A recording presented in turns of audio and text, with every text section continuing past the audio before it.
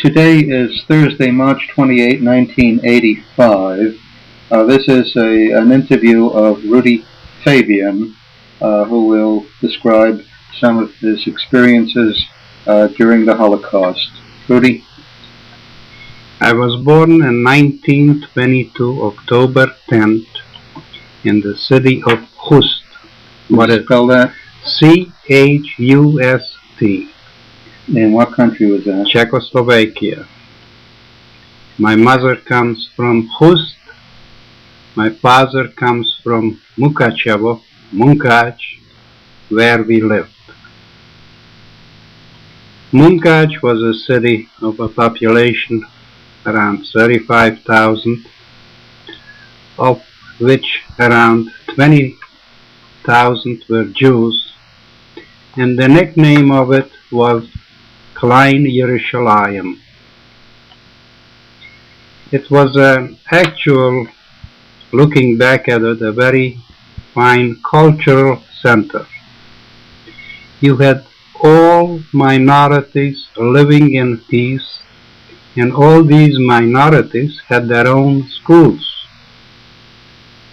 We had a Czech school, we had a Hungarian school, there was a German school, there was a Russian school, there was a very well-known yeshiva by the Munkacher Road, and there was also a Hebrew gymnasium.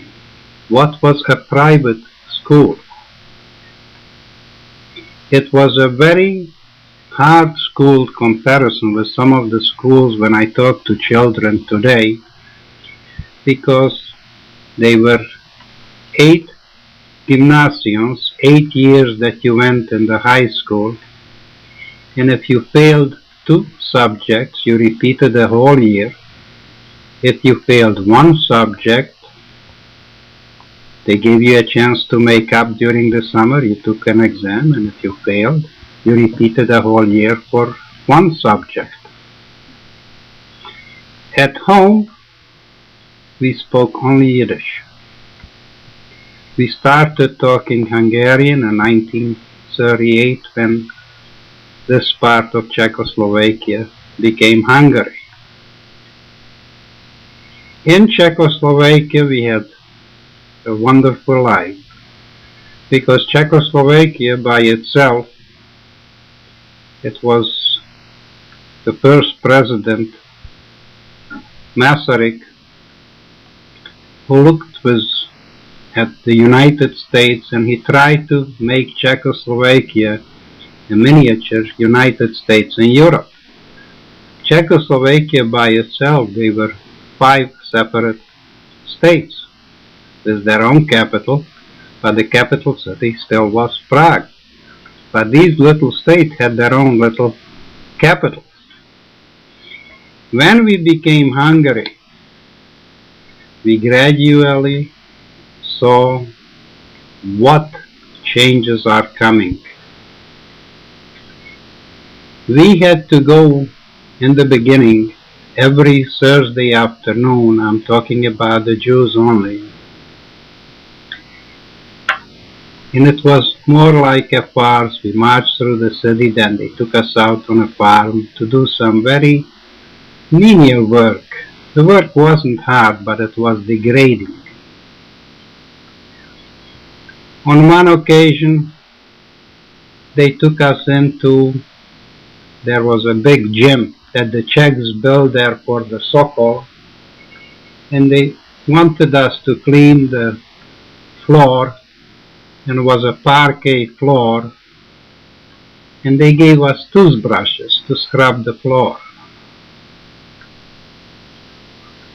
We had to wear on those occasions just a yellow band for that afternoon. So when we marched through the city, they knew that these were Jewish boys marching. Who made you do this? How did you come to do this? The Hungarians. Which Hungarians? The government itself? The government, yes. And the Leventes, what was an organization, they were in charge of us. How do you spell that? L-E-V-E-N-T-E-S. What kind of organization was that? It was a military organization. Fascist? Looking back at it, yes. Religious? I couldn't recall what religious they were. And this was associated with the government in some way? Definitely. Yes, yeah. So it was partially a legal instrument? Oh, definitely a legal instrument. It was approved by the government. Uh-huh. But there was no law behind this, was there? Yes, there was a law. You had to go. Otherwise you were put into jail. What was the law? The law that you had to go every Thursday afternoon and put on a yellow band and go to work. This was a law enacted only against the Jews? Only against the Jews. Just started the minute we became Hungarian. Uh-huh. Yeah. All right. Rudy, would you tell us, before we go any further, just for the record, your parents' names and whatever brothers and sisters you had? My father's name was Ilash Aya Farmblum. Would you spell that, please? Farbenblum. My mother's maiden name was Jenny, Zeny Engelman, Engelman.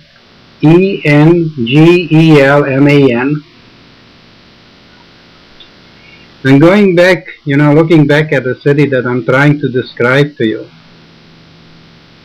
with all these Jews, we still had frictions. The frictions came in that there were so many different organizations. All Zionist groups were represented. We had Mizrahi, we had Shomer HaTzion, we had a Poalei Tzion, we had a Klal Zionist, and we had a Betar. And I, as a youngster, remembering, I belonged to the Betar. In fact, on one occasion, I remember Jabotinsky staying at our house when he came to speak to Munkaj. And we were called fascists because our uniform was a brown shirt with little gold buttons with the menorah. Okay. Our uniform was a very nice brown shirt with gold buttons, and the buttons had a little menorah, and we had a cap like Trumpeldor used to wear. And we had white stockings, a little short pants, and I was very proud of it. In fact, I remember on one occasion I went to a Betar summer camp, and there I already, looking back at things, I noticed the militarism of the Betar party because they divided us in two groups. I belonged to the younger group at the time, and they used to call us the Batlanim. But we did very little. We just had a good time. But the older boys who were 16 or 17 or older took part in the military maneuvers with the Czech army in Slovakia, what was in Humene. In where? Humene. That's a city in Slovakia. But it was still a very nice, peaceful life under Czechoslovakia because all these parties did exist, but they were still frictions between the rabbi who did not believe in Zionism. And not on one occasion when one speaker or another came in to speak, whether somebody came to speak to the Betar or to the Shomer HaTzion or to the Poalei Tzion, there was frictions between these groups. All this disappeared under the Hungarians because they did not allow anything of that type. In 1942, I went into Hungarian labor camp. How did that happen? Well, if you were 20 years old, you had to go into camp. That had nothing to do with the Nazis, though. Well, it did and it didn't. We know about the Nazis, but a lot of things that we heard at that time yet, somehow you didn't want to believe that it can happen. Was the labor camp set up pretty much like the concentration camps, or were you free to come and go? Were there fences and armed guards around? What was the nature of this labor camp? When I went into the labor camp, we were sent to a city of Sombat. Will you spell that, please? SZOMBATHELY.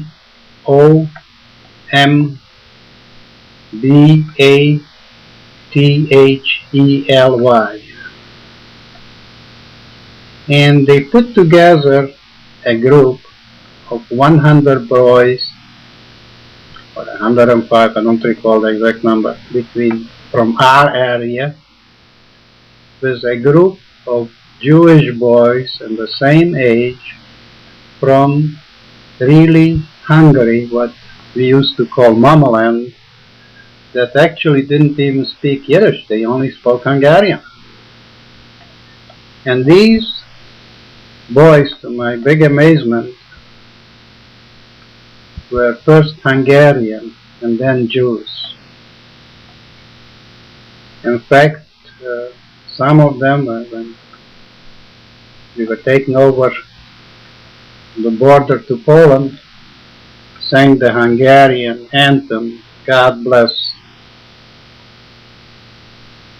the Hungarian, what we could not understand. And here where I really learned that in their eyes, not all Jews are equal. When I got into camp, I even learned it more so, that they were classes. That the real Hungarian Jew looked down at the Polish Jew.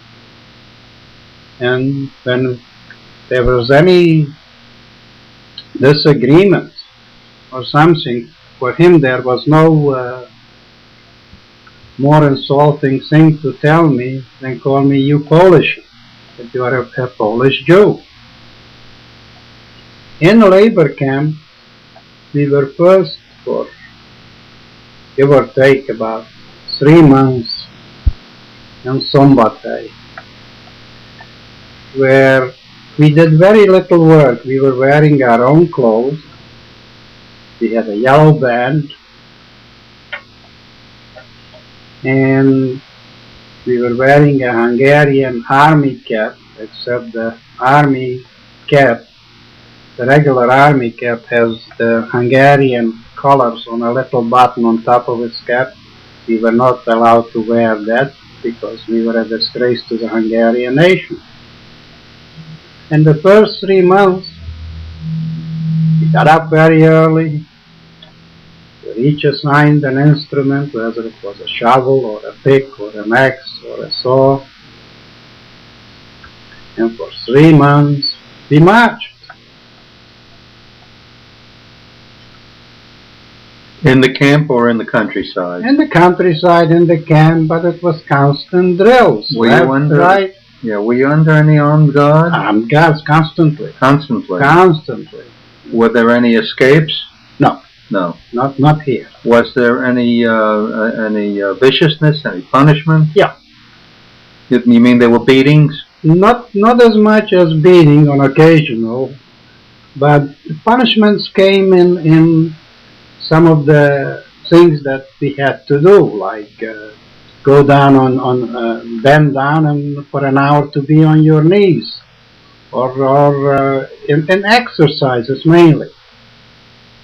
And the guards that we had throughout in Hungarian labor camp were the scum of the Hungarian army.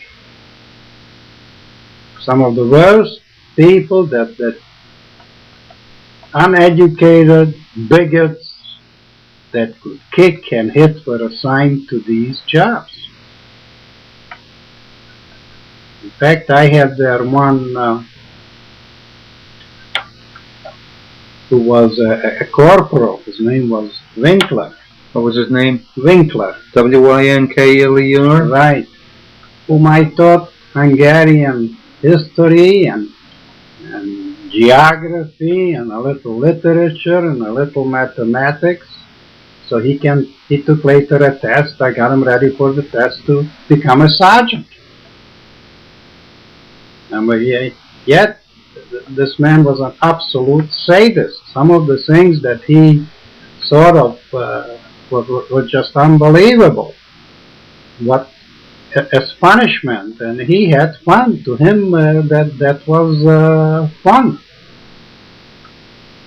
And so we came back from a day's work where you really worked hard. Was this productive work or just work for the sake of keeping you busy? No, some of it was quite productive because we were shipped out from Sombatay to a place called Uzhok. How do you spell that? U-Z-O-K.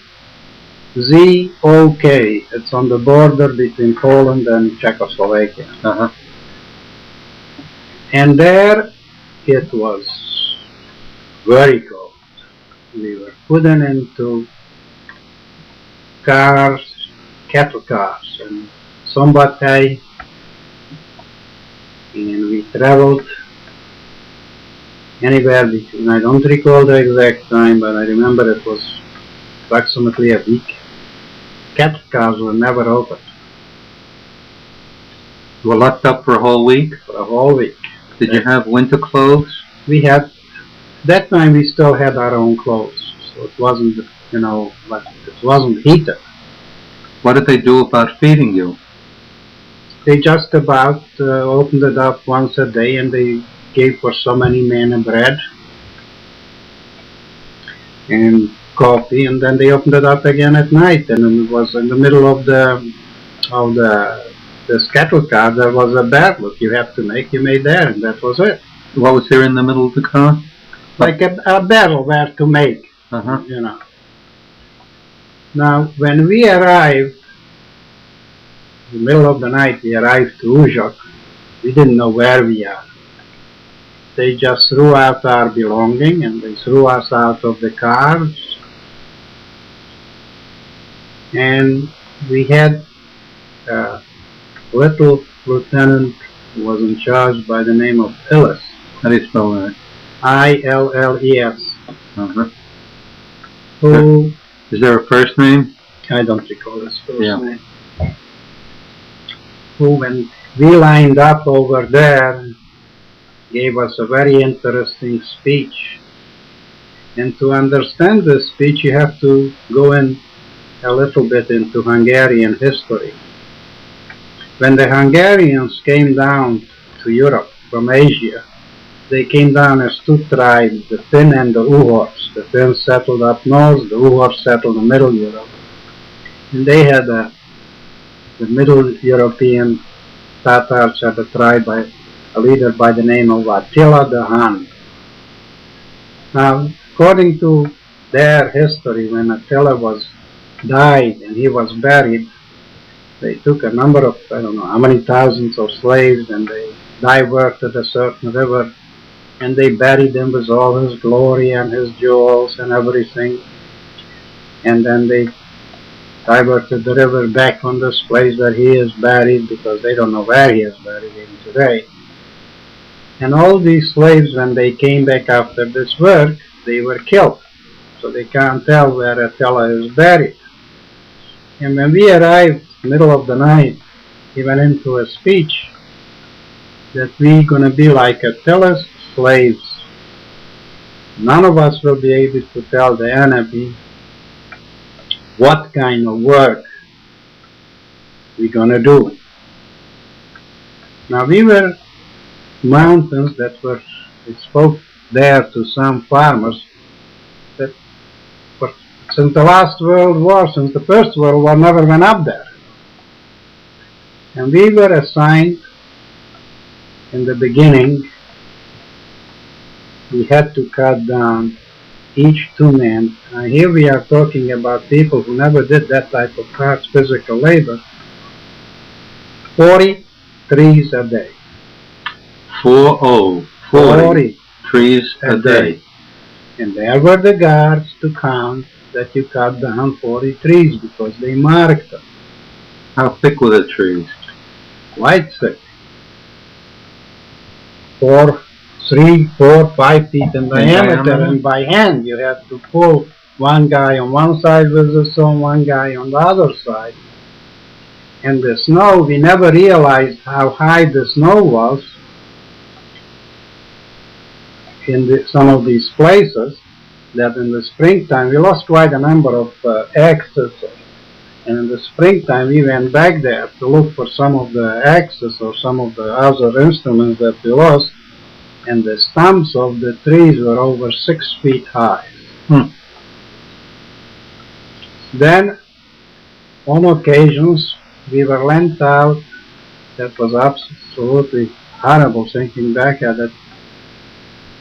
The German army to clear the roads in Poland. We used to go into Poland. And the snow on these roads, so they can pass, was so high that one man shoveled to the next one who threw off the snow of the road. It was like cutting a tunnel in the snow. At times we couldn't even have water, so all we had to do is take some snow and melt it down so we can have a little water. Now when we used to work for the army, it was 8-hour march to get where we were going, 8-hour works, 8 hours to come back. No sleeping? And they gave you 12 hours for sleeping, and then you went again. And after a while, it took its toll. People just collapsed. Oh, where did you stay? In a bunker? No, when we were up there, we were in houses that were, the Jews weren't there anymore because it was a border. I don't know where they had them. They were some Jewish homes with no windows and no doors, and that's where we were. Were they heated? No. And what did you have latrines? Outside. We went in the field. Out in the field? Yeah. And what about food? Food they gave us in the morning, a cup of coffee, or what they called coffee, and a slice of bread. And they gave us those days, because the bread we used to save already for lunch, they gave you a small piece of bacon or any kind of cold meat, so you can take it along for lunch. And at night they gave you some kind of a warm soup. That was it. It was hardly enough to keep body and soul together. No, it was not. And didn't some of them get sick as a result, or weak? A lot of them got sick. I saw on one occasion a fellow who was helping out in the kitchen to get away from there. He chopped off his finger just to get him away from there. And things like this were common occurrences for people just to get away from there. At times, some of my stuff in the labor camp were harder than in a concentration camp for some of these atrocities that they did there. What happened if one of you did not fell 40 trees? Tough luck, you didn't come down.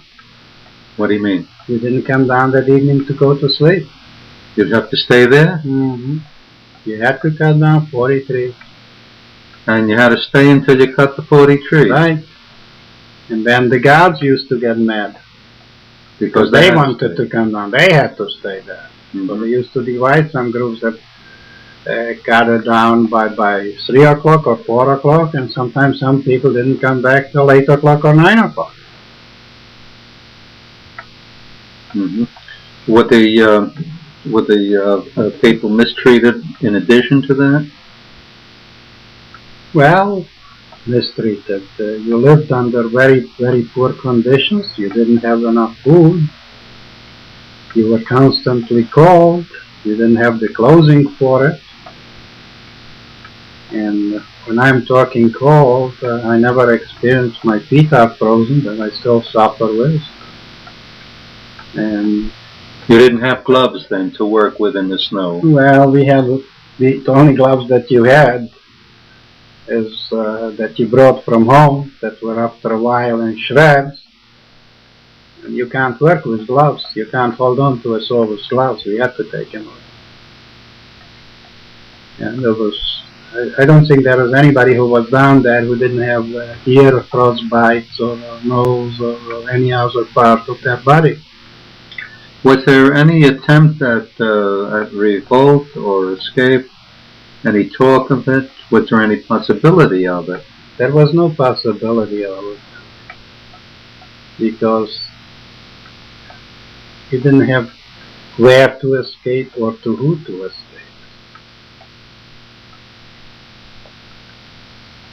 Who? They would turn you in, and they would get a price for it.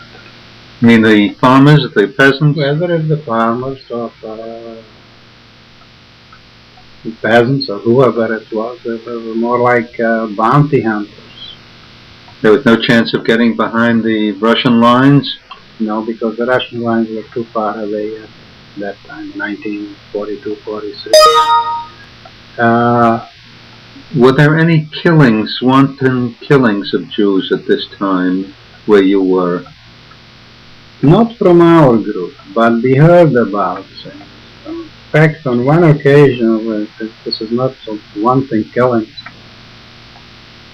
this lieutenant had a... Which lieutenant was that? Winkler? No, Illis. Illis, yeah. He had a kind of... Winkler was only a sergeant. He was below Winkler. They had kind of an affinity to make us suffer. And just to give you some ideas what they came up on one occasion, this was, remember it like now, they gave us small pieces of soap. Where they got it, I have no idea. And it had a J in it. And he asked us, he says, do you know what this stands for? We have no idea. It stands for Judah. This was made out of Jewish people. He took this up, put it in a box, and gave it a Jewish burial. But these people were, I'm trying to explain, say this, to give you an idea, the things after a day's work, when you came home. On one occasion, this Winkler said, I want to see you all in reverse.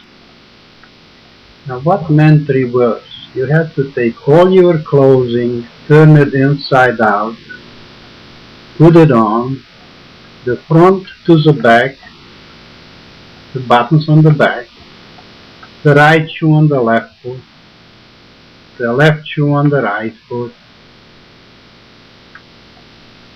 your little satchel that you had, instead of wearing it on the back, you have to wear it on the front, taking your instrument, instead of carrying it in the right hand, you have to carry it in the left hand over your shoulder, and you have to march backward,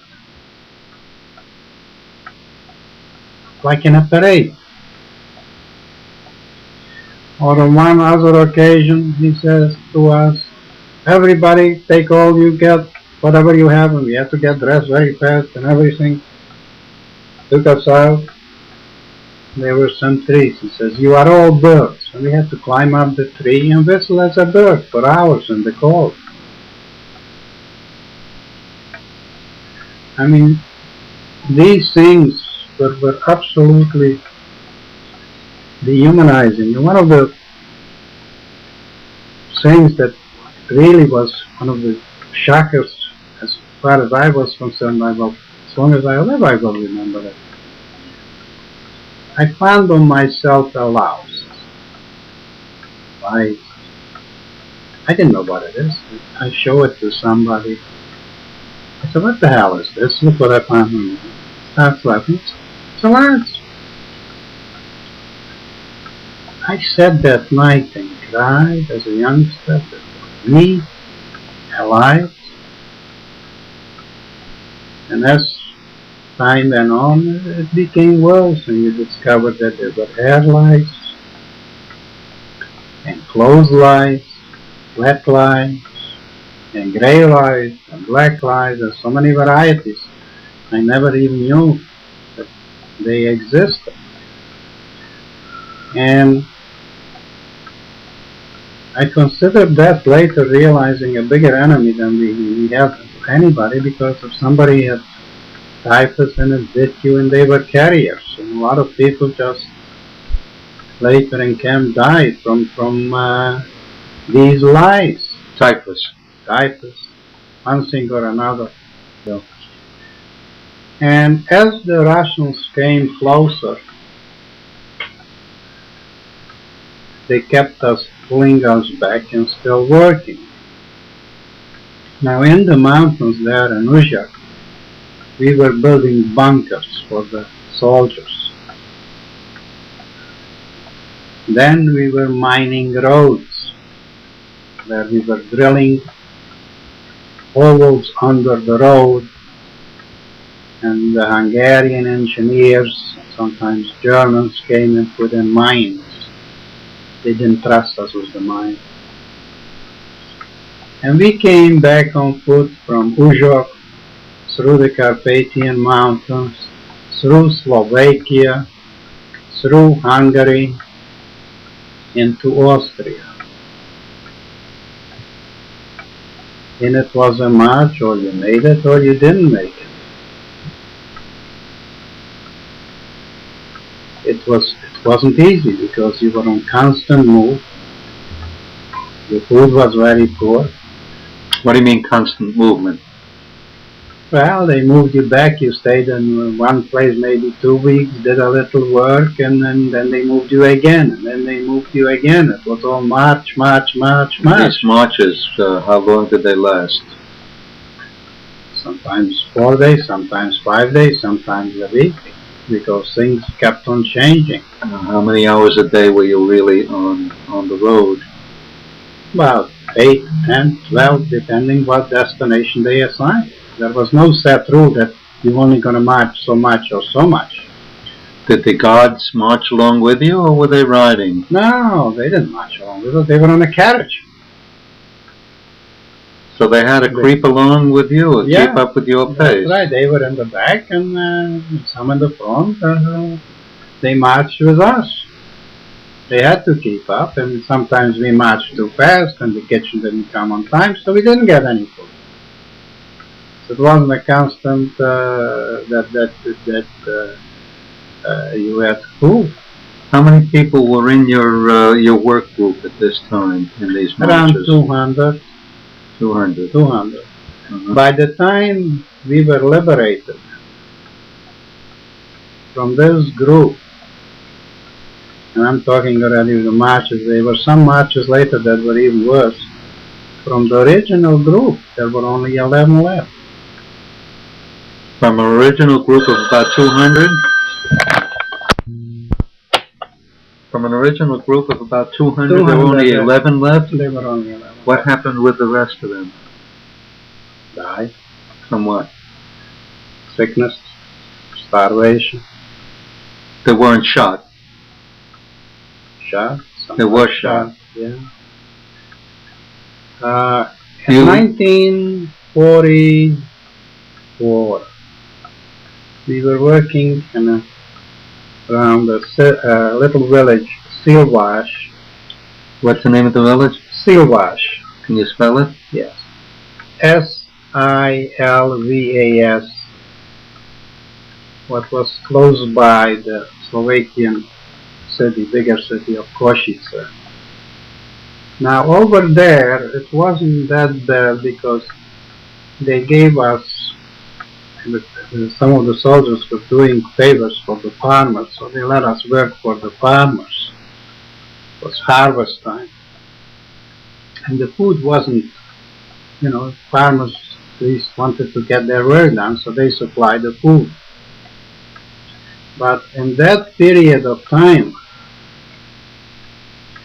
the Hungarian army decided that they had enough of it, and Horthy decided he didn't want to fight anymore. And we were about 100 kilometers from home. And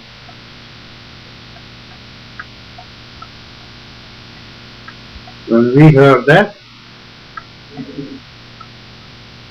a group of us, by this family, a group of us, 20 boys, we decided we wanted to go home. So we stopped fighting. Fighting is over, we'll go home. At that same time, they were building fortifications around the city of Košice. And they had all kinds of nationalities. And there was a major from Austria, I don't recall his name, who was in charge. German army. And he only spoke German. And he needed somebody who speaks Hungarian and German, Czech, Polish. And somehow he asked for it, and I became his interpreter. On occasions I went out with him.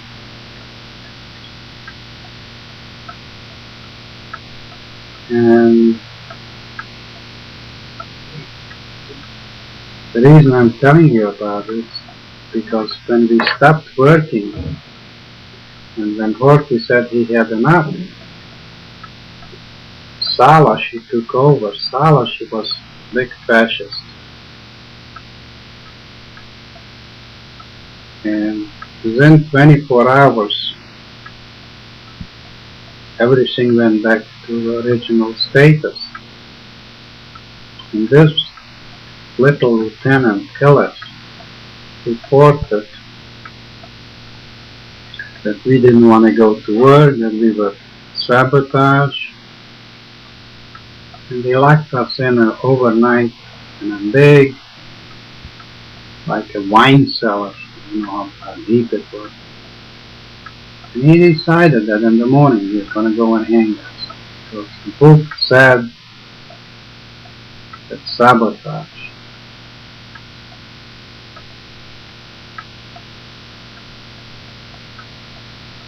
And in the morning they took us out into an apple orchard. And tied a hand behind us. He's going to hang us. The fortunate thing was that that same day this major was going to an inspection or whatever it was. He came looking for me, he needed me. And when he got there, some of the guys told him what happened. The next thing we are on this hill with the apples, and you see it like a dust coming up the road, and before you know that is a German major. He goes over to this lieutenant and they start arguing. This one don't speak German, this one don't speak Hungarian, so they need me again. And the Hungarian insisted that he's going to hang us because it was sabotage and we didn't want to go to work, and in war of sabotage he has to hang all saboteurs. Do you know the Hungarian's name? Hillis. Well, this was still Hillis. Yeah. Uh-huh. And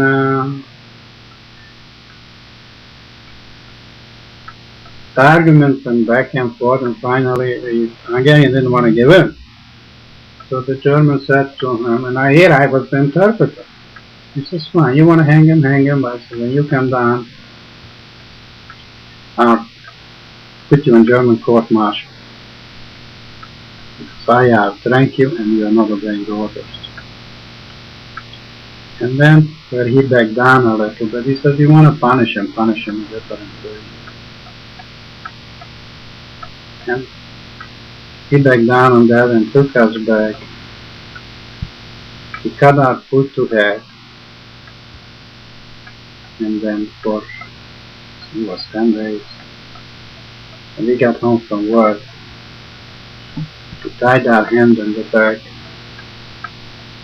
and hung us up by our hand. In the first minute or so, you just feel that your body will leave your hands. Pain is just excruciating. You faint. They let you down from the rope. with a pail of water to your face and they hang you up again. At times I wished you would have hanged us, but the pain was... You know, it's hard to understand, looking back at things, that one human being can be so insensible to the pain of another human being, standing right in front of it and watching it and laughing at it.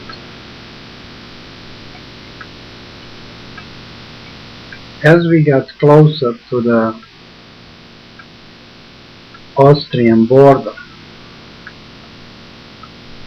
on the road back, we constantly stopped fortifying cities. It was work and march and work and march and work and march.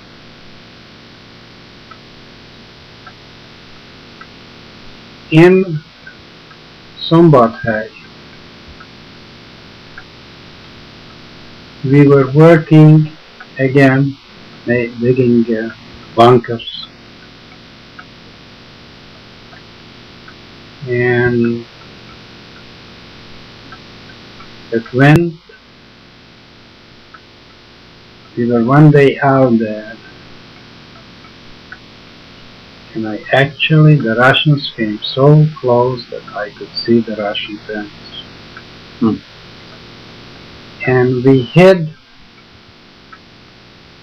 in a bunker, just about half a dozen of us, hoping that the Russians will go over us and then we'll get out. It was a dirt bunker, and then we'll be liberated. And I guess fate wasn't kind to us because they beat back the Russians and the Germans found us at night, and they took us back to our labor group.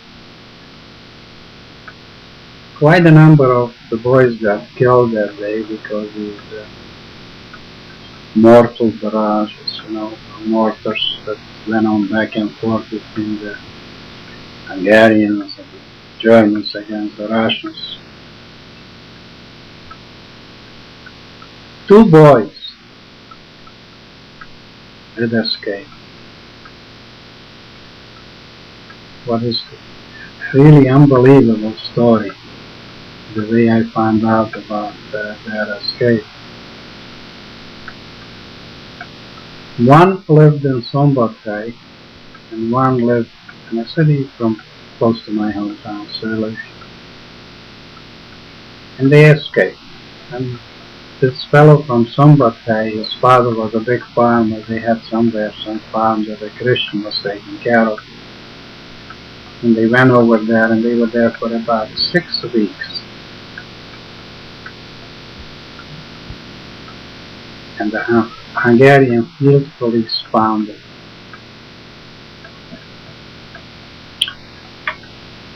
Now the story I'm telling you, one of the boys told me.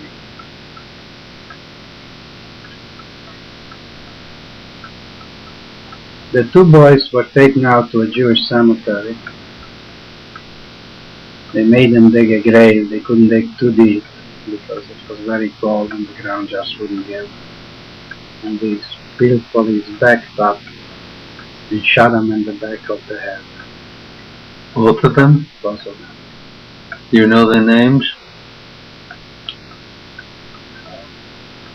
One's name was Weiss. W-E-I-S-S? Yeah, the other one, I don't recall the name. It's long ago. And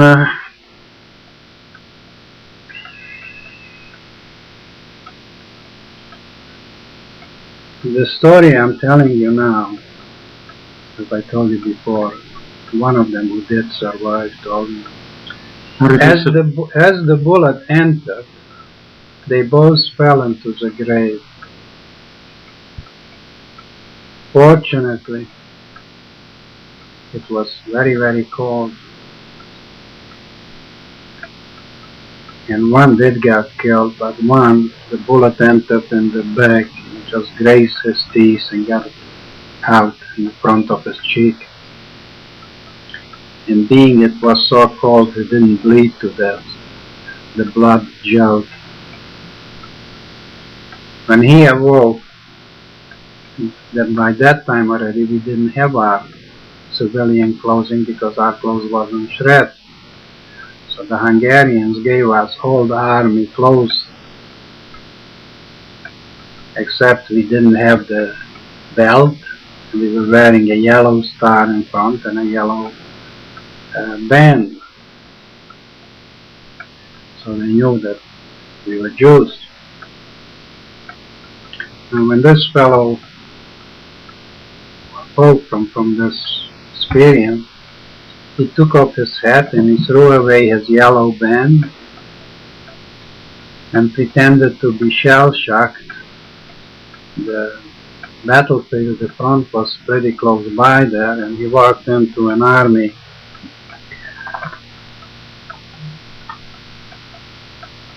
hospital pretending that he's a wounded soldier, and they took care of him and sent him to a hospital to Budapest, except on one occasion when he was in the hospital in Budapest. One of the nurses noticed that he was circumcised, and in those days only Jews were circumcised. They found out that he is Jewish, and they sent him back to camp, and that's where I met him, and he told me this story. Is this fellow the Weiss, fellow's name Weiss? Mm-hmm. You know his first name? I don't recall it. Is he still alive? I don't know. That I couldn't tell you. Uh-huh. I don't think so. Yeah. All right. But things that went on in camp, or in this labor camp. Now, when we went over the border in Austria, we were handed over to the TOD organization. TOD? Yeah. That's the Gestapo. Well, they had black uniforms. Remember that, and they had on the sleeve they had a skeleton head of a that TOD organization, and we were building tank traps and bunkers where we for miles dug out the grave and made a straight wall. So it was very poorly conceived, because later we found out that one tank went in and the rest just went over. You know.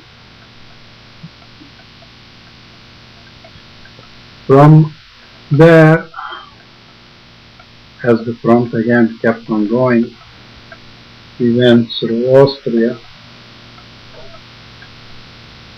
and we went to Linz, Melt, and happened to be in Wiener Neustadt, where again we went out from this camp after the bombings to clear the roads and straighten out whatever could be straightened out there.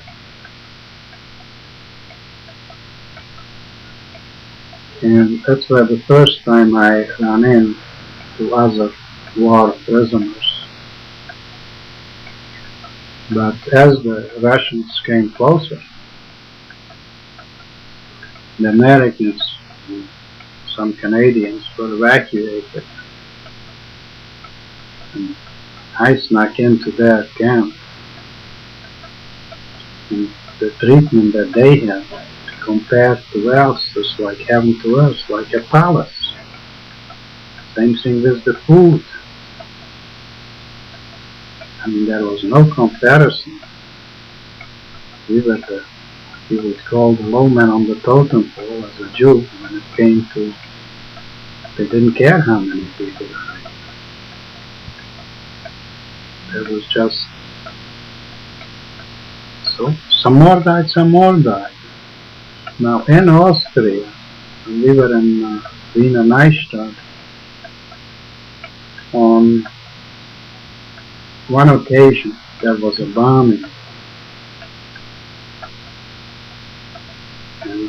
And this camp was situated on one side. It had a factory, I recall, on one side there was a railroad station, on one side there was a bridge. We were smack in the middle. Whether they did it purposely so for the Allies not to bomb there, but on one occasion they bombed. And we were in a bunker. We had a bunker there for Americans, not for us, and we went into some of their bunkers when they left. But one direct hit fell in, and I don't know how many Jewish boys just got killed instantly. And the thing was so hard, we were maybe 100 yards or so away from it, that when that bomb hit, it was like the air disappeared, and the pressure was unbelievable that we felt, and for weeks after it, I had like a high-pitched hum in my ears, in my head. Weeks, I don't know how long it went on. It was kind of like constantly. Now, as we went there too, they took us from one camp to another. Some of the villages even there, you know, they made us march through people that were there with sticks, and they just kept on hitting us because we were Jewish. So this business about they didn't know what was happening is not true. Only people who didn't know, who didn't want to know. Because I ran into some Germans after the war and spoke with them. Oh, I didn't know. There's no way they could not know. There is no way.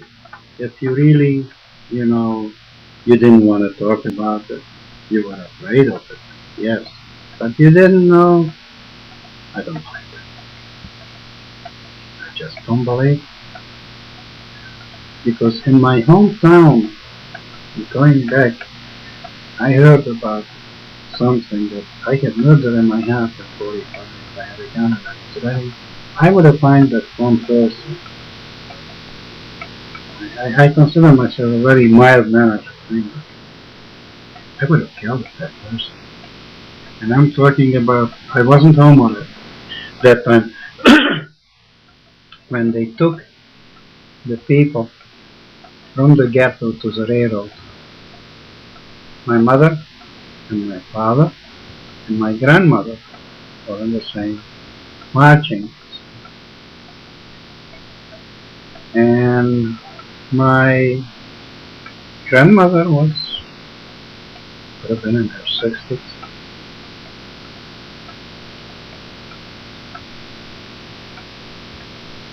She couldn't march so fast. So my father tried to help her up. And my mother was on the other side trying to help her. My sister was there, who was 11 years old. And there was a policeman who lived 2 houses down from our house, whom we knew quite well.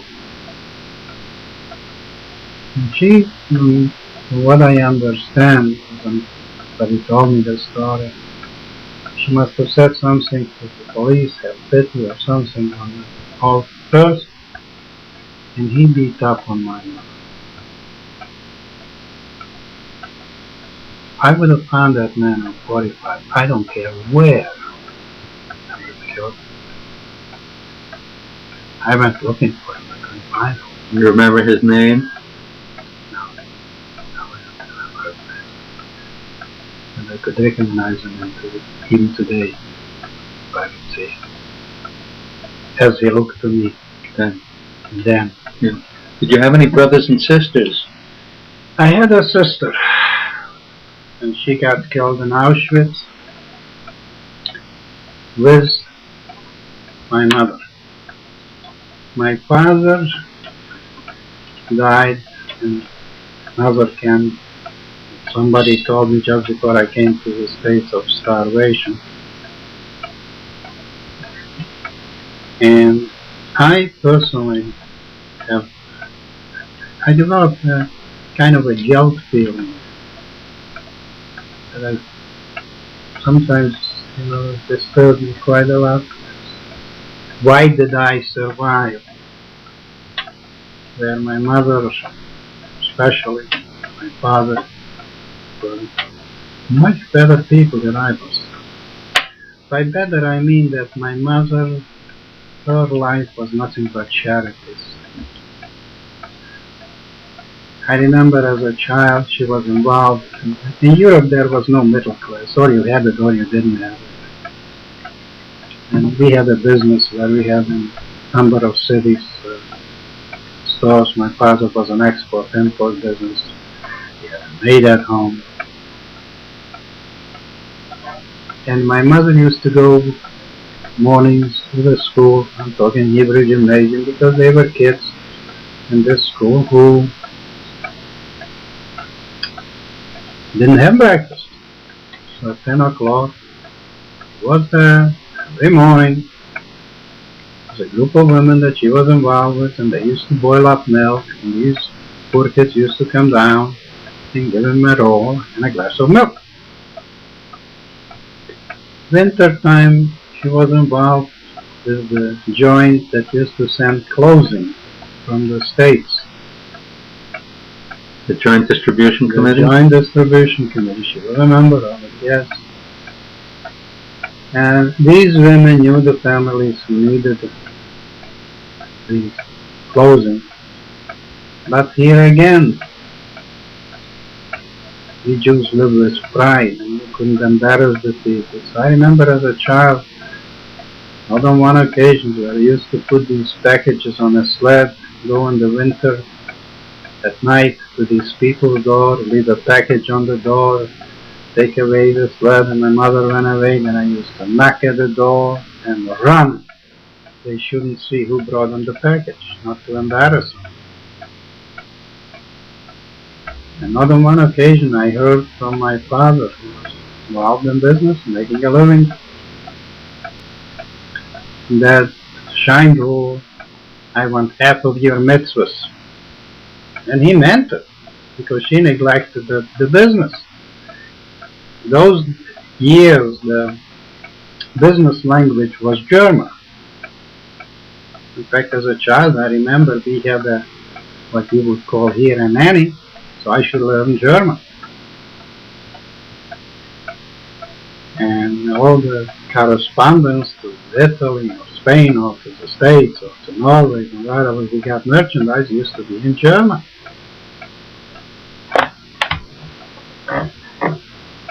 And it sometimes makes you think what makes one survive and one not survive.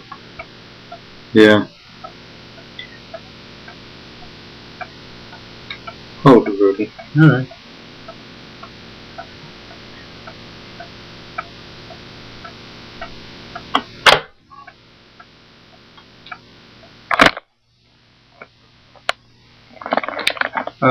This ends this side.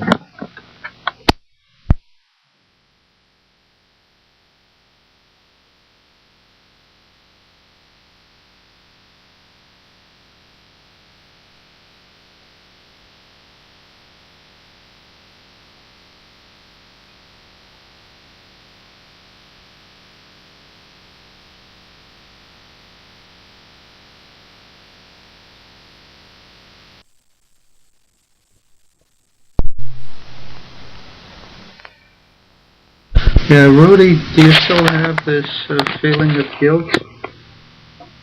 Yes. I guess there's no way of rationalizing your way out of it, is there?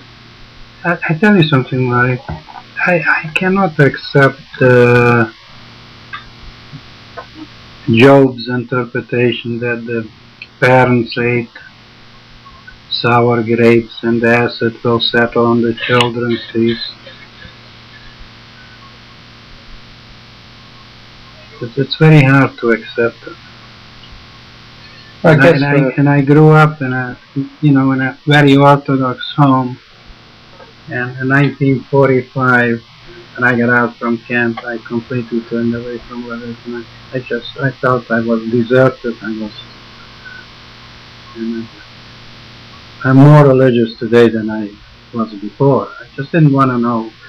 In fact, in 1945, when I came home, two of my uncles that came home in my hometown, that I was born in Khust, come to the synagogue, was Rosh Hashanah, come to the synagogue.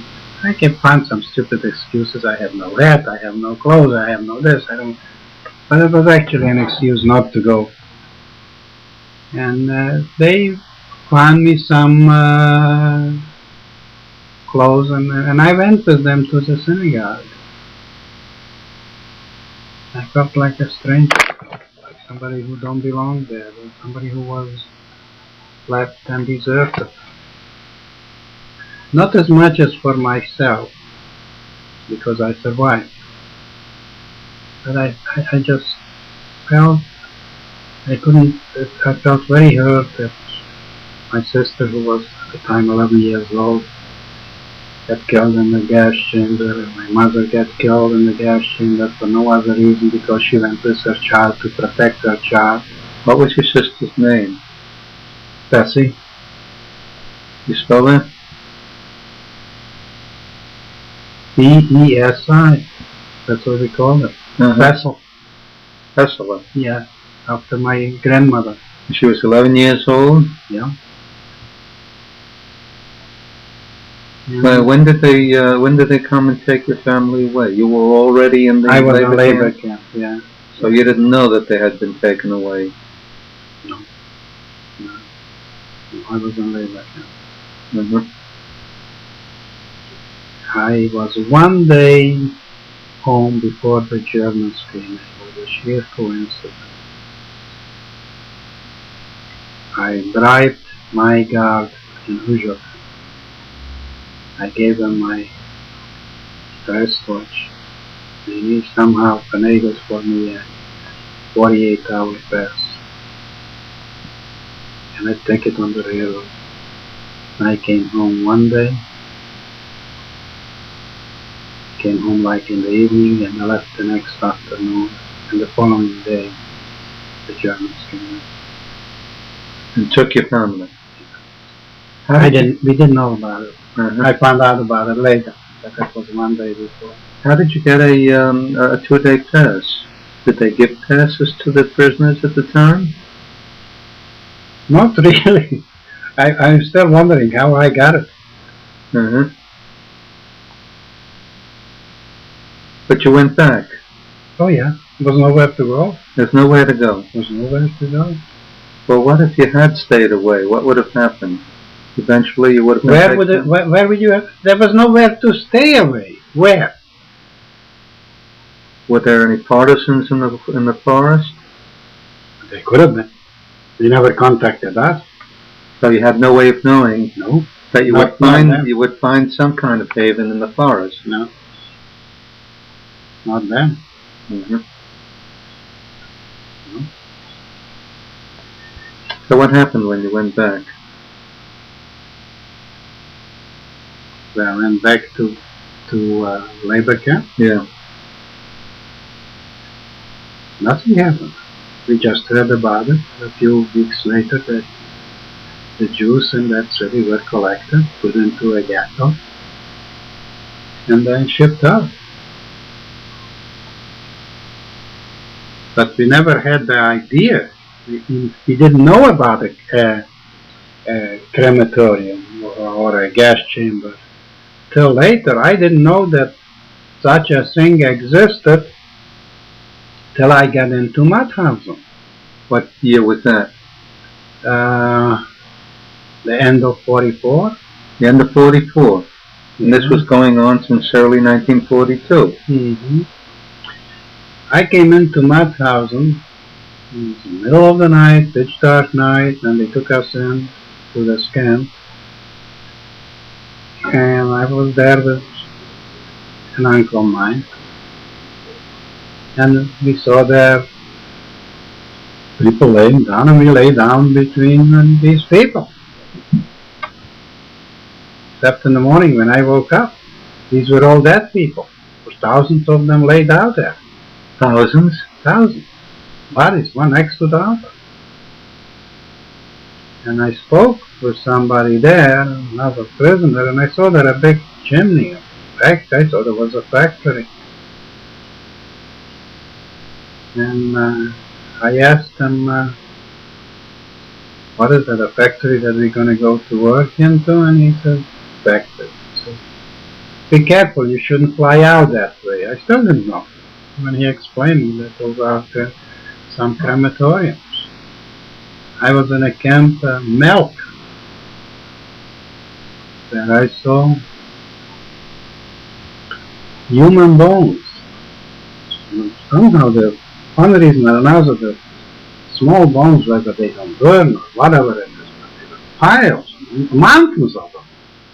Human bones. Where was this camp, Milk? Austria. M-E-L-K? Yeah. How did you get to Mauthausen? As we were marching along, and you know, we did a little work here, and they threw us in here, and they threw us in there, and when we were in Austria, when we were going between these camps towards the end, before we got in, the last camp that I was, where I was liberated, was Gunskirchen. It was one of Gunskirchen.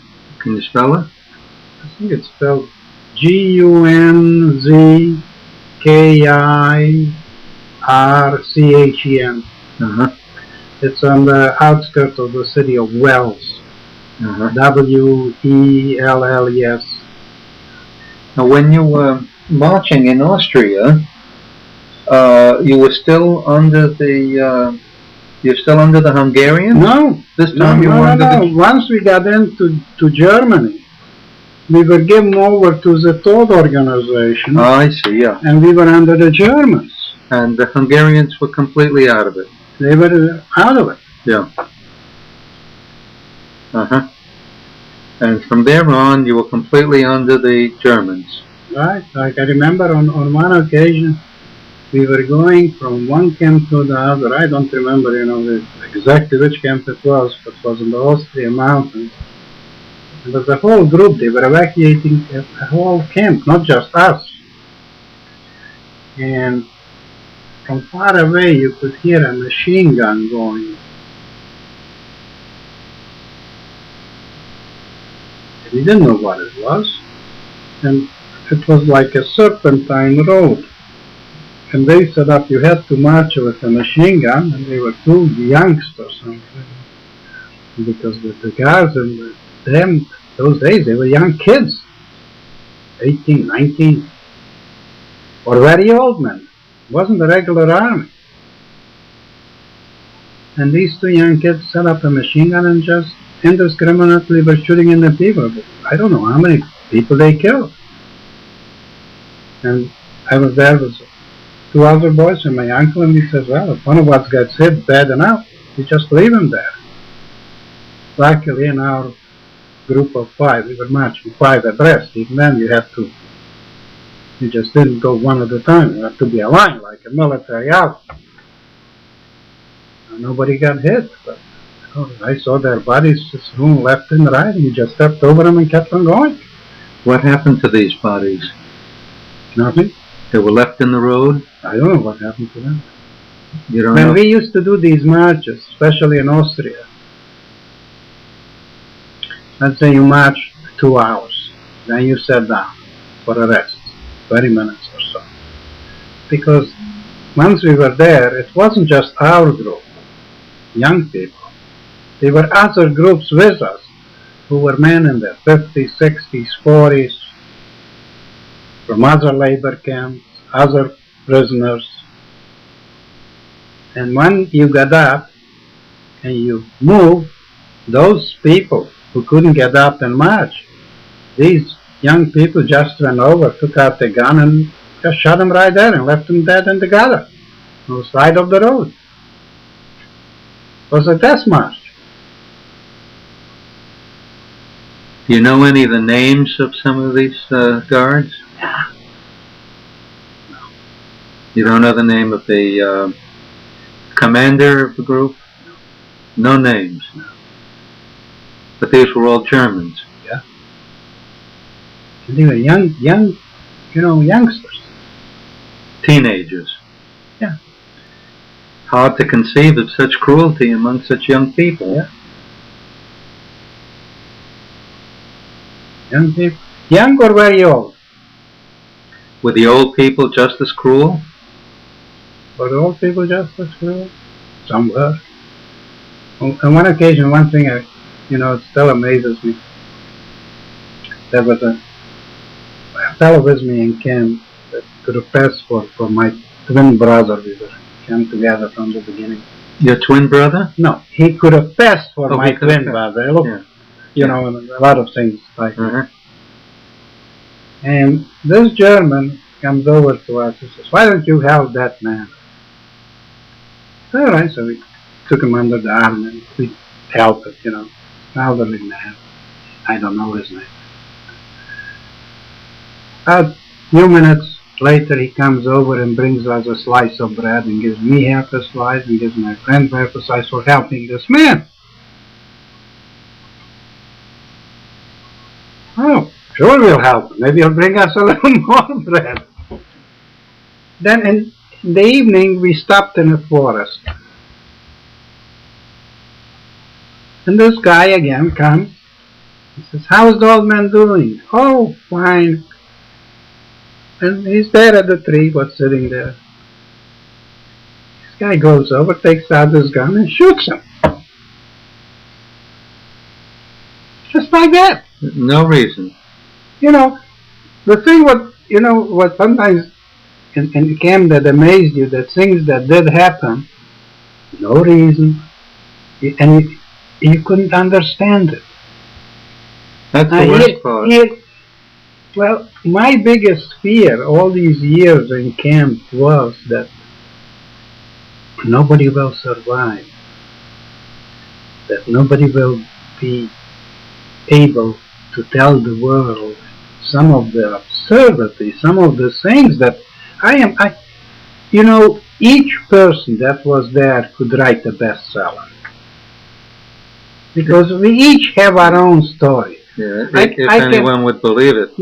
I can only bring you to my house and open up the window a little bit and you can peek in. If you were not there, you will never understand the tolerance of a human body, the willpower. Because at times when things were the worst, I said, no, I have to survive for no other reason. Somebody has to tell. Yet, not on one occasion. I was just so down and I said, gee, wouldn't it be nice not to wake up tomorrow morning and just get out of this? Because towards the end, he used to take you out 4 in the morning to count. The count had to be the count. I mean, this military thing about it. And they used to give, sometimes for 10, later it became 12, and for 14 men, 1 little loaf of bread. He didn't give you. Now, not to be partial, who gets what when we cut it up.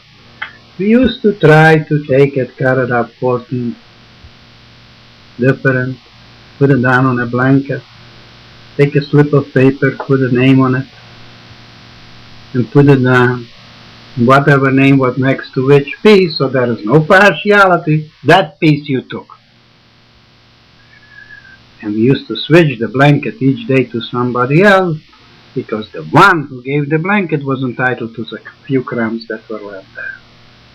Now the bread by itself was moldy. So what we used to do quite often, take the bread, make crumbs out of it. We used to get there was no water in this camp. We used to bring in water. We used to get only 1 cup of water. So he took the water, poured it over the bread, tried to heat it up. Make like a bread soup, something, to survive. How did you eat it? Made a little fire on the side. They caught you, they shot you. Making a fire? For making a fire, yeah. Some of you had matches. Somebody had, yeah. They weren't readily available, were they? No. So little things like a match was precious.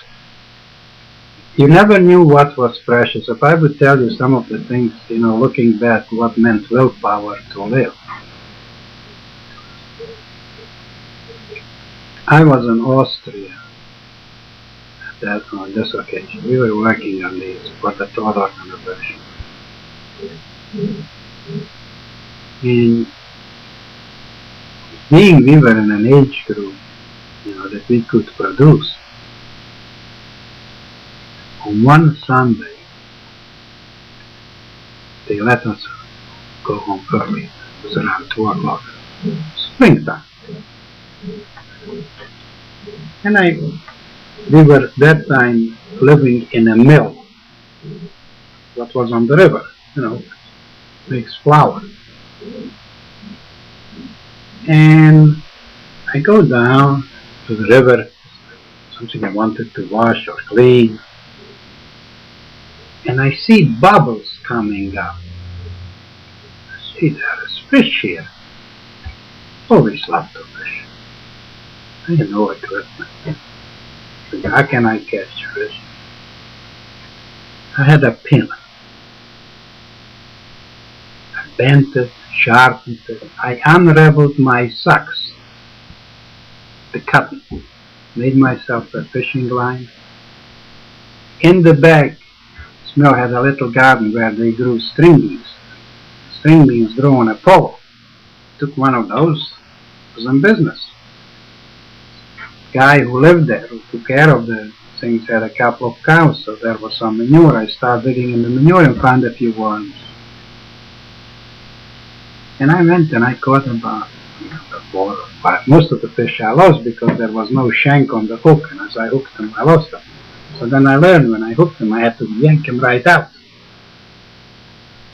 And in the evening, I made a deal with another guy, one who had an onion and one who had salt. And we cooked the fish. We had fish. On one other occasion,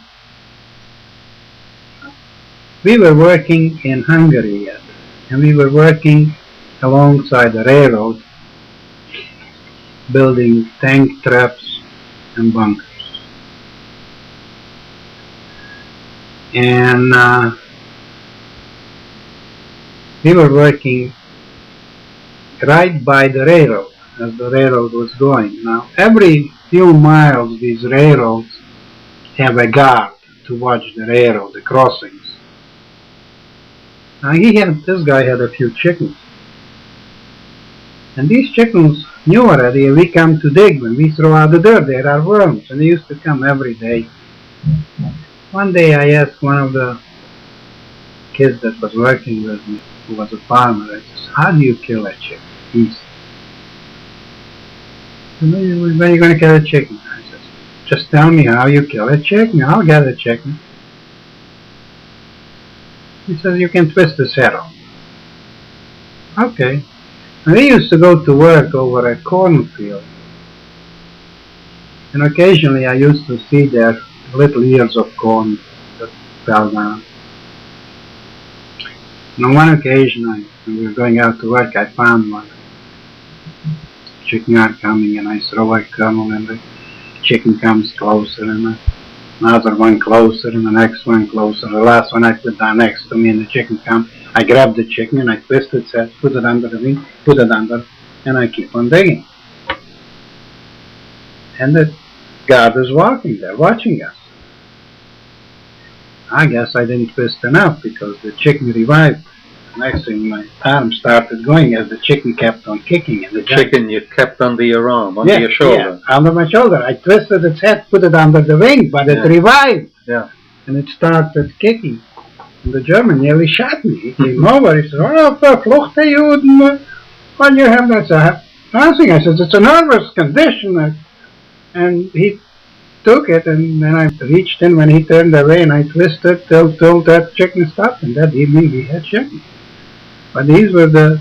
How'd you cook the chicken? Huh? How'd you cook the chicken? How did we cook it on a chicken? Yeah. Very carefully on a fire. Just straight on the fire. You know, just plugged it in and just burned it on the fire. That chicken was mainly raw, but it was chicken. It was chicken. A little bit of protein. You know, it was chicken. Because towards the end, our body was so bad that it just opened up and you were rotting away between the bites from the lice, and not enough, you were rotting away alive. Did you have any reaction to the rich food after suddenly eating a chicken? I don't recall that I had any, but I know that because a lot of the things those days, you know, that used to drive me, at least me, and I'm sure the other people too, up at 3 years.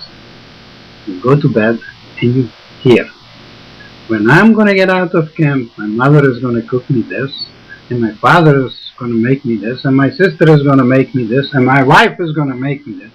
And you go to bed with all these things on your mind. You dream about them, and you wake up in the morning cold, wet, hungry. You know, sometimes people do not understand that sometimes through these things, like I like to stand at the window and watch the rain. I'm dry. I am safe. Because I remember when I went out to work and the rain came and you felt it on your shoulder. Then the water came down under your armpits, down on your body, coming down gradually into your pants, over your leggings, into your shoes. And we used to kibitz about it. The good thing I have a hole in the shoe, so it gets out. I mean, these are, you can go on and go on and go on as you know, of these things. And they try to break your spirit, try to take away that little spark, you know, for life. I saw people who just sat down after a while and said, they just wanted to die. I believe it. I never realized how weak I was till I really got into Gunskirchen. Into where? Gunskirchen. That's the cave I was liberated in. That 2 blocks from our block, there were a couple of women that I knew from my hometown. Now whether they gave the women more to eat, they were there before I got there. I don't know how long they were there already, but this was a new camp, pretty new. There were no barracks. We slept on the floor. No straw, just on the ground. And they said to me, says, you can come to our barrack and sleep. And if there is a little soup left, we'll save you the soup. I said, oh, sure. For food, anything. And I went over there, and I swept up, and the straw maybe could have been 10 pounds, maybe. I doubt it, with the dirt. And I put it in my blanket to lift. I couldn't lift it. I had to drag it on the floor. I did not have the strength to lift that thing. It really shocked me. You know, how, I don't know how much longer I would have left. When the American army came in, this is my clothing, they weighed clothing, whatever you had already. I was 90 pounds. I mean, if I looked at my hand, you can see both bones, same thing on my leg. You can count my ribs. It was nothing but a... Yeah, what camp was that? Gunskirchen. How do you spell that? I gave it to you before. Oh, you did? Yeah. All right. Now, how did you get out of Mauthausen? On these death marches. As they were coming closer, they pulled us out. Oh. Well, I was told that the life expectancy of a Jew in Mauthausen was 24 hours. I'm surprised that they let you out. Yeah. Well, the only reason that they let us out because the Russians were coming closer. Mm-hmm. They didn't want the Russians to capture us. They had Russian prisoners at Mauthausen. They had Russian, they had Poles, they had so many different things of prisoners, you know. So they evacuated the whole camp? Yeah, they were evacuating most of it. Mm-hmm. And, you know. Were any of the Germans captured? Any of the Mauthausen guards captured? You don't know. I don't know. I wasn't there when they were liberated. Do you remember the names of any of the guards who were with you? No. No. The only one that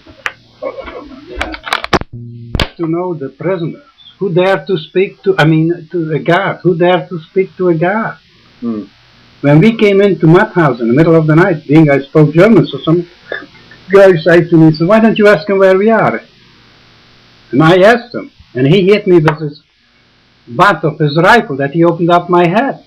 It was bleeding profusely. You didn't speak to a guard. How dare you speak to a guard? So how long were you in Mauthausen? Maybe a week. I don't, time today, looking back, but it wasn't that long that I do remember. Uh-huh. What did you do when you were in Mauthausen? Nothing. Just sat there? Just sat there. Were you in a bunker? No. Out in the field? Out on the land there between the... As I told you, I lay down between the dead people. Yeah. Was that near the cliff? There was there. I saw there like a quarry or something, but I didn't know what it was. Uh-huh. Not at the time. No. Uh-huh. They had their own little games there. There was a big stairway or an uneven stairway leading down to the bottom of the quarry, and the prisoners had to run up with a piece of marble on their shoulders, run up, and then they drove down and run up again. Okay. They had nice little games to play there. They all had games, Marty. I mean, looking back at things, I sometimes sit here and I say, how did I survive? I saw so many people, and as I mentioned to you before, that every person that did survive has the same story, except with different characters in it. But it's a miracle that anybody survived after all those things. Yeah, so they took you on another forced march from Mauthausen to the final camp where you were liberated. Yeah, liberated May 4th, 1945. What were the circumstances of your liberation? What happened? Some of them are very funny. Some of them are very sad. Some of the things we didn't know about it, that it's that close. This is another thing. You never know how long this thing will last. Whether it's a day, or 2 days, or a week, or how long this thing will go. Just on one occasion, it was a late afternoon. There was no guards. You didn't see them leave? We did not see them leave. There was just no guards.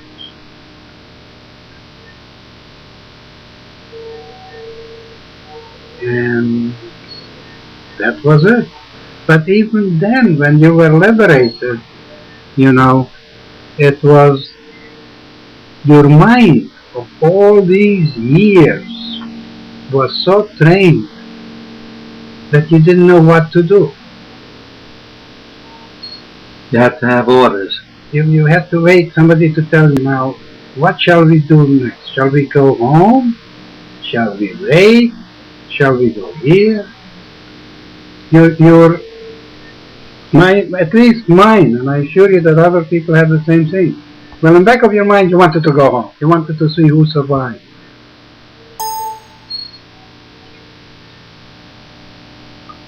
But it was very,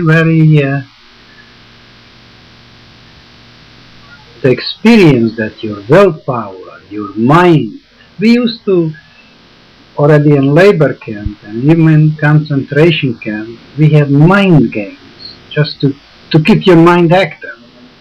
We used to invent certain games. It's like charades that they have today on television, describing this, describing that, what am I doing, or this or that. But it was nothing more to keep your mind active. Because Well, what were some of the details of your liberation? The Americans just walked in and you were free? the Americans came in, there was no guards, and one of the funniest things in my life happened right there at Liberation. I knew where the kitchen was because on occasions this friend of mine and me, we were chosen to go down for our group for the soup. And even here I will point out to you something. This used to be like a big army pot, but it was covered. So the two of us, with the guard, we used to go and come back. We devised a scheme where we shook it a little bit. Now when in a soup the fat settles on top, and when it spilled over and through the cracks it came out, it gelled. And we used to take it over with the fingers and have a little fat from the soup, a little nourishment, because otherwise it was nothing but potato peels and God knows a few bones of it. Mm-hmm. So when we were liberated, this friend of mine all of a sudden comes in with a bread, a whole bread. Gives me a third of a bread, a big piece. I ask him, he says, Shani, where did you get the bread? He says, somebody at the kitchen. Everybody is going to the kitchen for food. So I say to my uncle, I says, Morris, let me go. Now those days, whether you went to steal or something, I'm going to organize. I'm going to get something. I'm going to organize. He says, be careful. Something can... Let me go. So I went down to the place. And on the front end of it, there are thousands of people trying to get in. Now, I knew this is a very long building, so I went around through the back. And I started figuring, well, I remember this must be the storeroom. And I broke a window and I climbed in from the back of the building. Now, we didn't have a knife. We had a spoon. But the handle of the spoon, we sharpened it so sharp that we could kill somebody. It was like an edge of a knife. And I'm going feeling there's no electricity, it's in the dark. And I find some bags with potatoes. Oh my God, on potatoes, I can live for weeks. And I collected these potatoes, I put them in my pocket and I put them in, and I get to the window, I have too many potatoes on me to be able to get through the window. It was just too much. So I go back, let me see if I can find something else. And I go around in the dark and I found sugar beets. Who wants potatoes when I can have something sweet?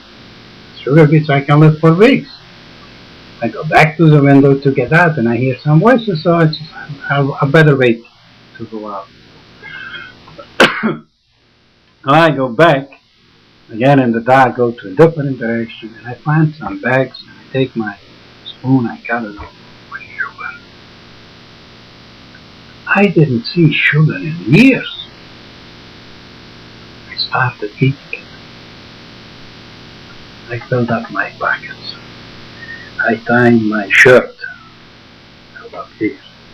I took off my socks, filled that up with sugar. I tied on my pants on the bottom. till my pants up with sugar. And I get to the window and I climb out. My downfall was that in my cap I had sugar too. And as I'm going, somebody said, "What you got there?" Nothing. What you got there? I got sugar. Mm-hmm. He let out a scream, "This guy has sugar." And I am running. And I don't know how many people are chasing me through the forest because we were set in a forest. Finally they caught me. I am ticklish, Mari. It is about, I don't know how many hands grabbing all over your body. They ripped off my shirt. They took my cap. They took my jacket. By the time I get done, I get half my pants. Now, I had in the same leggings before potatoes that were wet. Now, with all them jumping all over me, this thing hardened up. It became like a cast.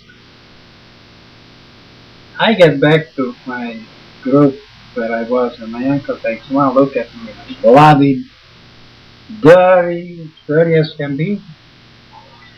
What the hell happened to you? So I tell him. He says to me, "Told you," gives me an argument. I said, "Wait, I have sugar in my leg." My friend and my uncle got him under my arm and they put me on a blanket and they start actually, shaking me like this. So they got all the sugar out. We put the sugar together and we traded part of the sugar for 2 breads. We put the 2 breads in a knapsack. My uncle's head went over it, was on it, mine and my friend Shani. During this night, somebody slid that bag open and stole our bread. This is, had been liberated by this time, no? Yeah. So didn't the Americans give you food? It was very disorganized. Uh-huh. It was very disorganized. There was no food. Because, tell you another story that happened the next day. This group that we were together, about 11 or 12, somewhere around that count that I told you that survived, we tried to stick together. We decided we're going to walk home. Now, we walked into a camp that was a camp that they must have American or Canadian prisoners. Because as I told you that these camps was one for an American or a Canadian, a different for a Polish, a different for this, and we were on the bottom of the barrel. So we went into this camp and we found there some food and lodging. So we said, "Gee, it's springtime, let's clean up a little bit." And we found in the basement overalls, brand new overalls, and concentrate of tomatoes and all. And the guys say to me, says, "You speak English?" I mean, I took up English in the Hebrew gymnasium. "Why don't you go out and organize? Put on the overalls, go out on the road, and an American jeep comes." So I stop him. And I tell him, he was quite surprised that I spoke English. I tell him that we were a group of people who got out of camp. And would he mind taking me somewhere where I can get some food? And as we are riding in the jeep, I noticed a farm there. I says, "How about over there?" He says, "Okay." Now this poor farmer, he saw us coming, an American soldier with a gun. he just closed the windows on the inside, the shutters, he didn't want to know what's going on. Now next to this house there was a little house with chickens. And we went into that place and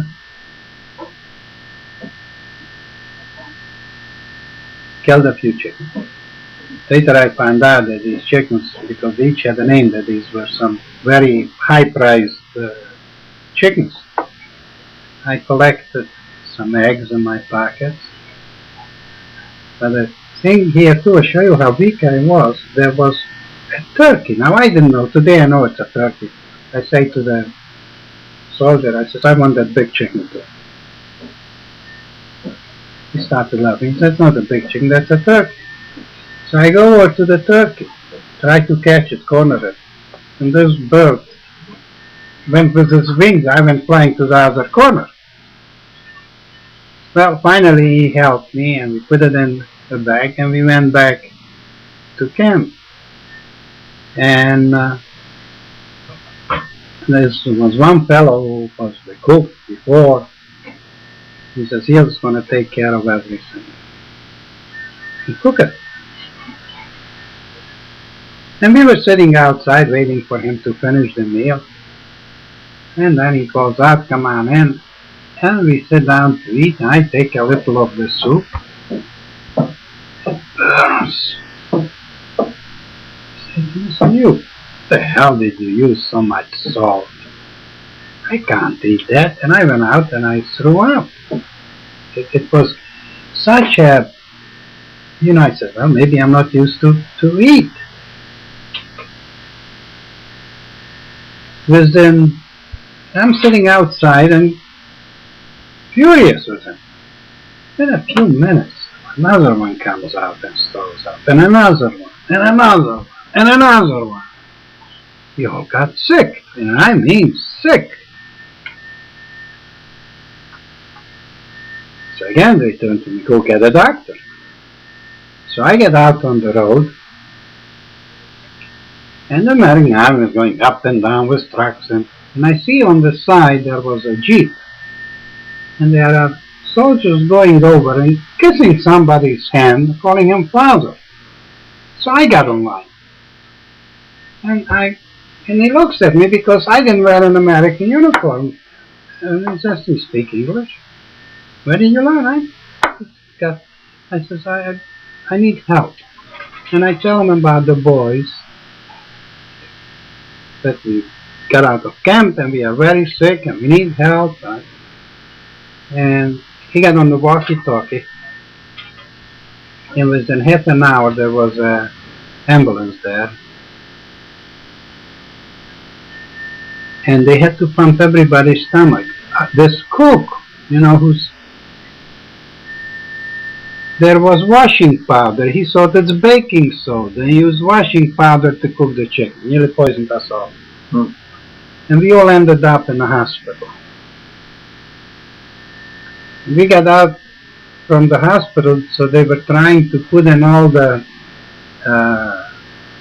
people in a school.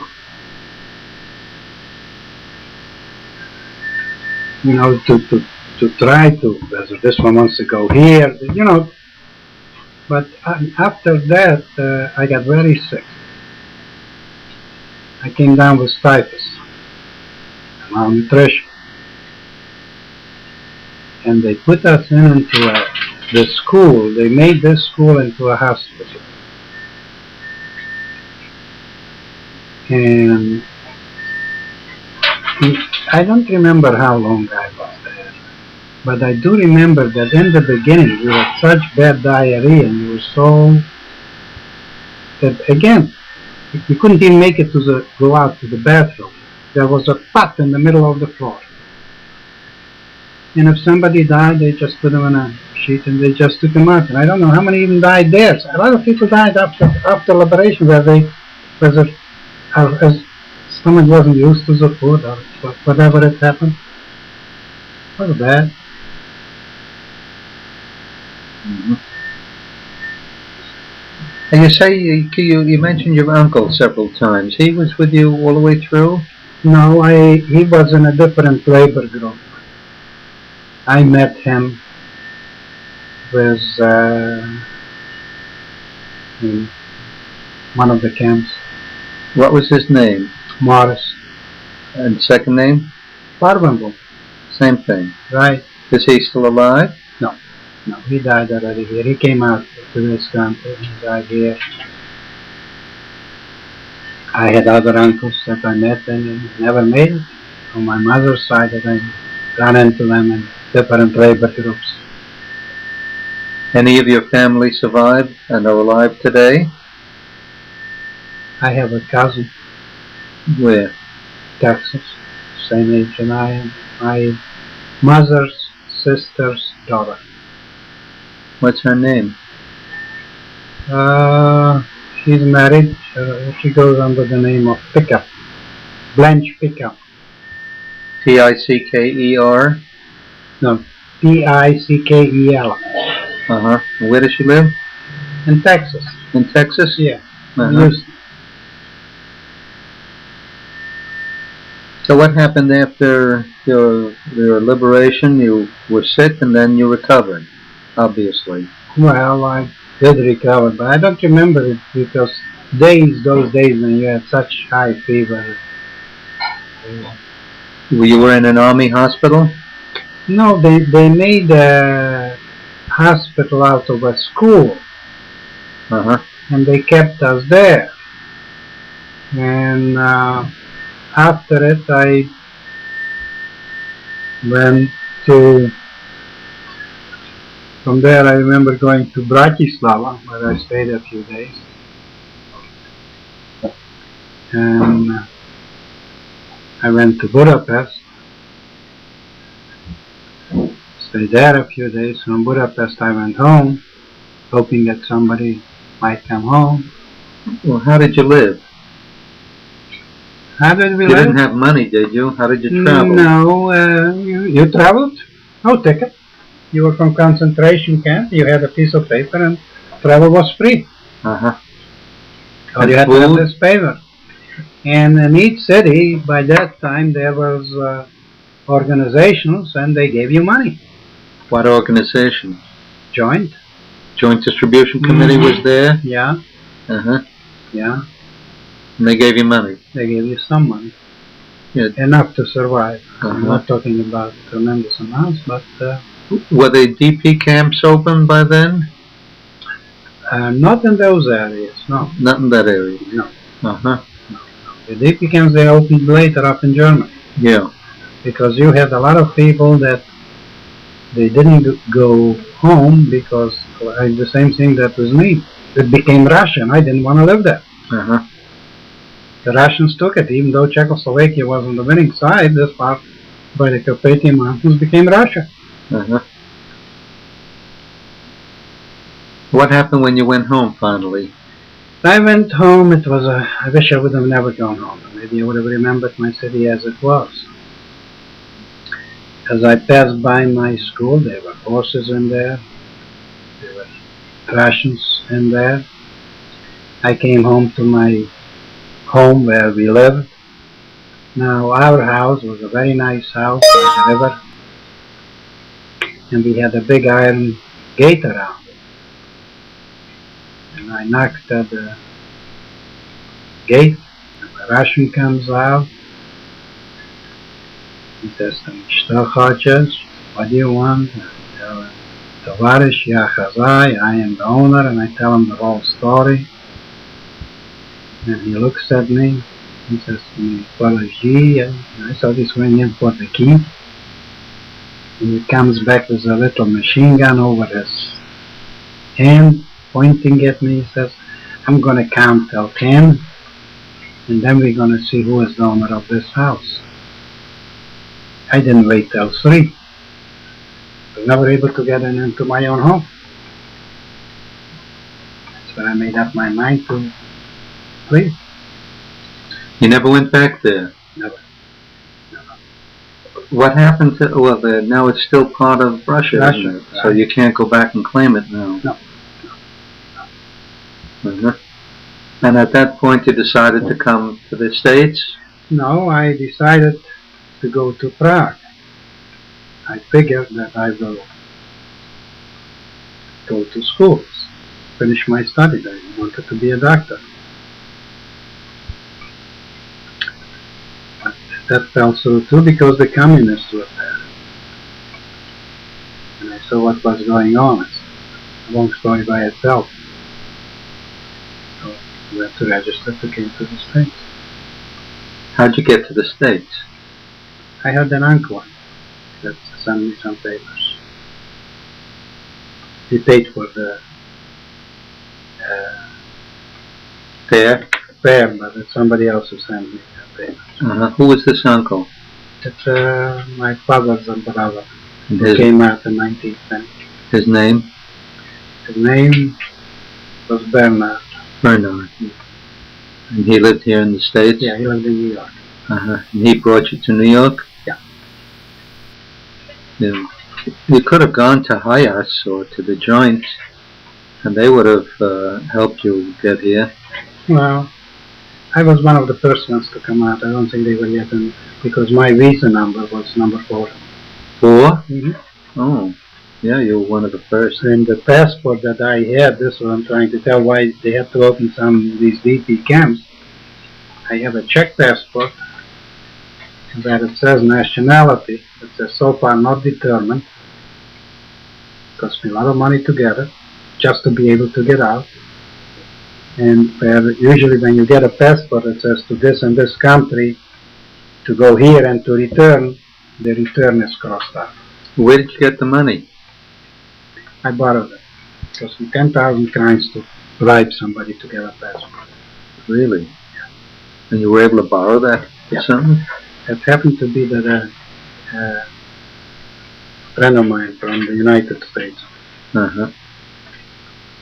came to Europe for some business. And he loaned me the money. So you came here and began a new life. I knew it. Mm-hmm.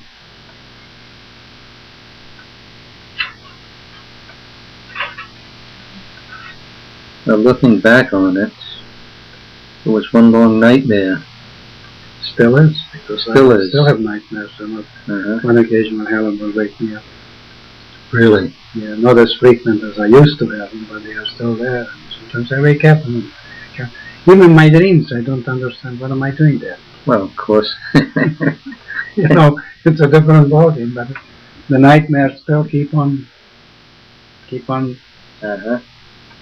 you think it could ever happen here? Yep, definitely. We are tolerated. We are not loved. We have people like you saw today. Yeah. Do you see any solution to the problem? Do you see any way out of it? No. You don't see any end to it? No. As long as there will be Jews, there will be Jew haters. And as long as there will be Christians and Muslims, there will be Jews. I had to laugh this morning when Fabian said that he doesn't hate all Semites. He says he doesn't hate the Arabs. Yeah. All right, Rudy, we had quite a discussion here. Is there anything else you would like to add? Oh, I could add and add and add. I'm tired. You're tired, yeah. It's 2 hours. 2 hours. Okay, so we'll wrap this up then, huh, Rudy? And if you're in the mood, some other time we'll tape some more. All right. For the record, the person interviewed is Rudy Fabian, Fabian.